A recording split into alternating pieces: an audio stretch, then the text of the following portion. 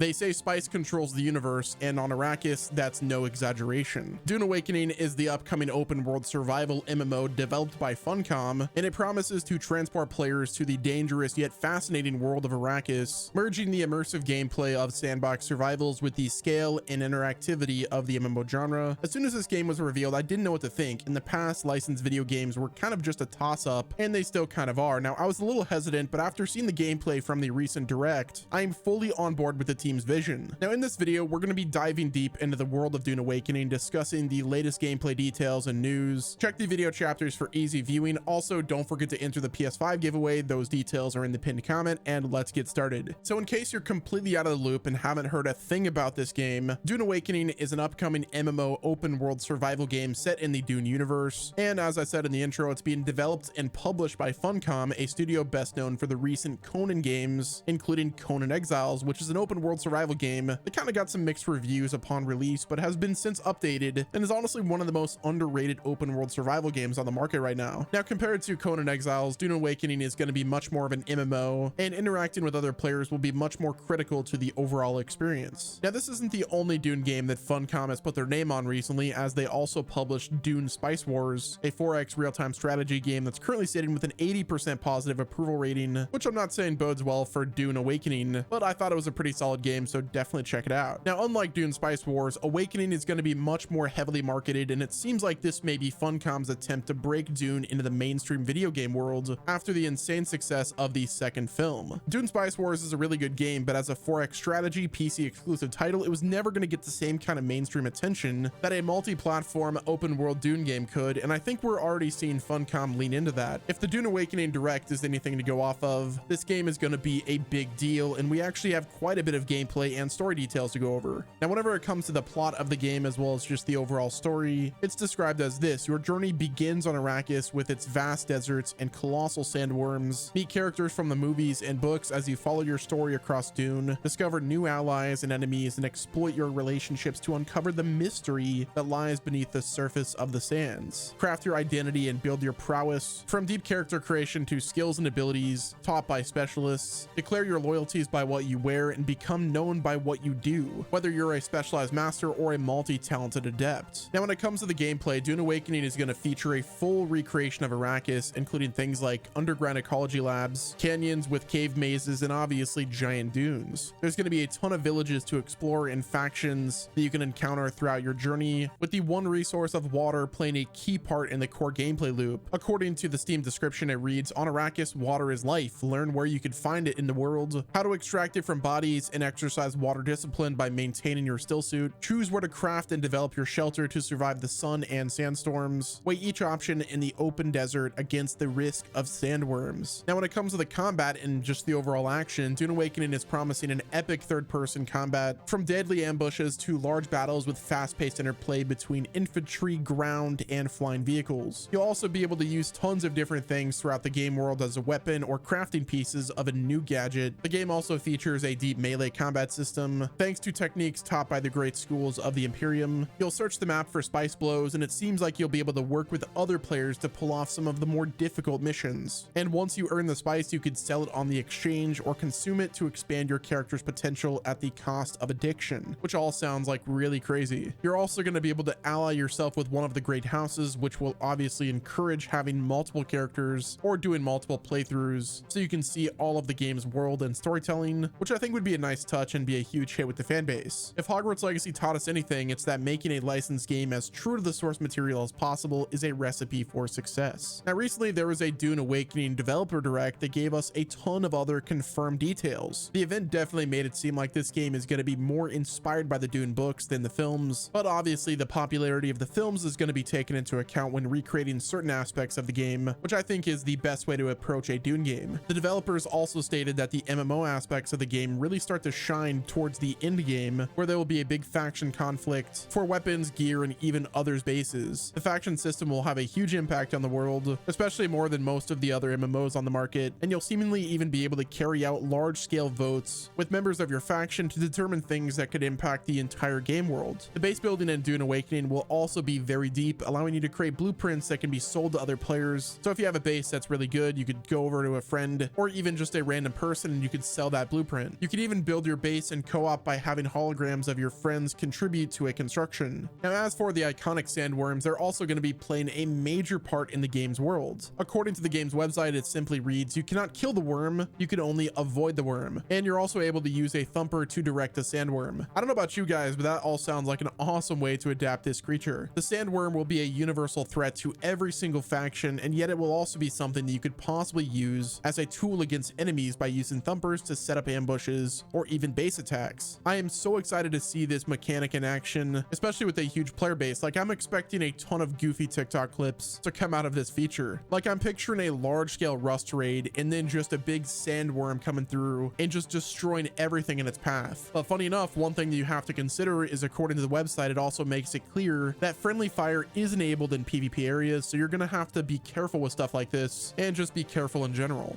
Now, another thing that we learned for Dune Awakening is there's a mechanic called shifting sands, and it's probably one of the most unique features that I've seen, and it fits perfectly for a game like Dune Awakening. It's such a distinct feature from other open world survival MMOs that I'm pretty excited about. Now, once a week, there is a big Coriolis storm that will completely wipe out the map, as well as change the landscape while also erasing everything the player base has done since the last one. This means that nobody can ever control the map for too long before a big reset, which would replicate the push and pull of this world that makes the stories so interesting. The team has put so much effort into bringing the Dune universe to life, and I can't wait to see the finished product in action, because these are all awesome ideas for an MMO survival game, whether you like the Dune franchise already or are a complete newcomer. Now, Dune Awakening is also playing in a closed beta at some point in the near future. The developer direct confirmed that the closed beta tests have already begun and they're going really well. The developers also confirmed that they're going to be growing the tests over time, so keep your eyes out for ways to join them. You can actually go to the website and just put your email in, and that will basically enter you for a chance to be in one of the upcoming closed beta tests, especially if you're already eager to get a taste of what the game will be like as soon as possible. The website specifically says that fans should expect a lot more details about the game this year, but doesn't say a specific release date. So if I had to guess, Dune Awakening is most likely going to be extending its closed beta test to the public in some way, at least once or twice in 2024. But as for when the full version is launching, I wouldn't expect to actually get to play it until next year. And to be fair, the game's Steam page doesn't have a release date on the game just yet, so it's not like promises are being broken, but I'm just really excited to try this game, and I'm sure a lot of you guys out there are also eager to give it a try. I genuinely think that this game has an insane amount of potential, and it could possibly be one of the biggest games we've had in a while, regardless of if it releases this year or sometime in the future. Now, at the time I'm making this video, Dune Awakening has been confirmed for the PC via Steam. I'm sure Epic Games will probably also get it, the PS5 and the Xbox Series X and S consoles, so if you're on PS4 or Xbox One, you will most likely not be included in on the fun, like some previous rumors have stated. Now, I do think this is a good thing, because it's about time that we leave the 8th generation consoles behind so developers can more properly take advantage of the modern gaming tech, as well as use the hardware more effectively. And let's be honest, if you were going to buy an Xbox Series X or S or a PS5, you probably would have done it by now, right? And if you didn't buy a next gen console, you probably already have a PC, or you're saving up to get one right now. Now, like I said, from everything that I've seen so far, Dune Awakening seems like it's the real deal. Whether that will end up being the case in the future, I don't know, but from what I've seen so far, it definitely looks like it could be a fun game, but only time will really tell whether or not the developers can stick the landing. But I'm curious, what are your thoughts about Dune Awakening? Do you think this is the kind of game that will break Dune into the world of gaming, or are you expecting it to be more of a niche game that maintains a smaller but dedicated community? Personally, I'm kind of in the middle, because I think the Dune IP is going to be big enough to sell a solid amount of copies to people who otherwise wouldn't have tried the game, but at the same time, the gameplay, like what's promised to be in Dune Awakening, typically doesn't hold the attention of the casual gaming world for very long, so we'll have to wait and see how things play out. Either way though, guys, that's gonna wrap it up with this video. Let me know what your thoughts are in the comment section below. Hit the like button if you've enjoyed my coverage, subscribe with your notifications turned on so you're not missing out on any future gaming news. Also, be sure to enter the PS5 giveaway. Those details are in the pinned comment, and until next time, this has been Wes, and I'll talk to you guys again soon.